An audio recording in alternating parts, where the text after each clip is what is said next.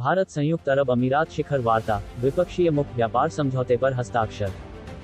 प्रधानमंत्री नरेंद्र मोदी ने Abu Dhabi के शहजादे शेख मोहम्मद बिन जायद अल नाहयान के साथ एक वीडियो कॉन्फ्रेंसिंग के जरिए भारत संयुक्त अरब अमीरात यूएई शिखर वार्ता की और पारस्परिक संबंधों को नई ऊंचाइयों पर ले जाने के संबंध में एक दृष्टि पत्र जारी किया।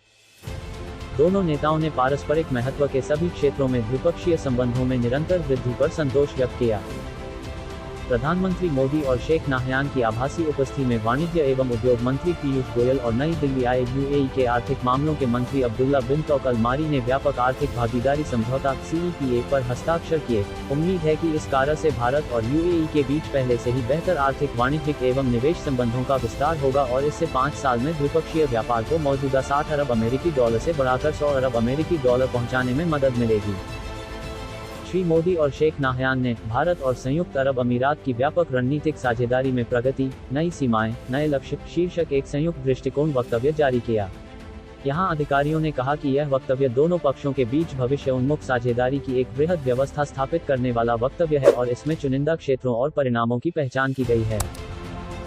उन्होंने कहा कि इसका साझा दोनों देशों के बीच अर्थव्यवस्था, ऊर्जा, जलवायु परिवर्तन की समस्या से बचाव, उभरती प्रौद्योगिकियों, कौशल और शिक्षा, खाद्य सुरक्षा, स्वास्थ्य देखभाल और रक्षा और सुरक्षा सहित विविध क्षेत्रों में सहयोग, व्यापार, निवेश और नवाचार को बढ़ावा देना है।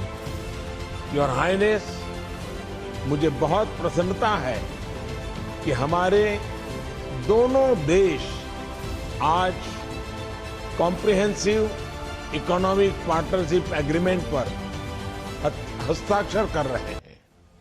यह उल्लेखनीय है, इतने महत्वपूर्ण समझौते पर हम 3 महीने से भी कम समय में बातचीत संपन्न कर पाए।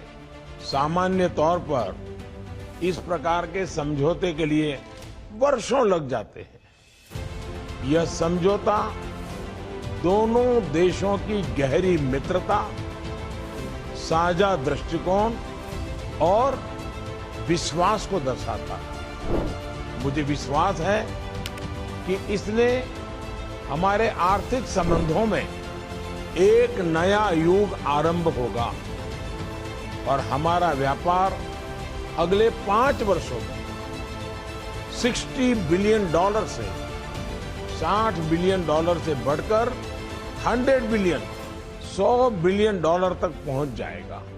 Well, the numbers are very, very exciting. We are looking at a immediate gain since over 90% of the export value. We are exporting almost $30 billion of goods this year, which translates to over 2 lakh crore. Immediately, all of that gets into the zero duty bracket.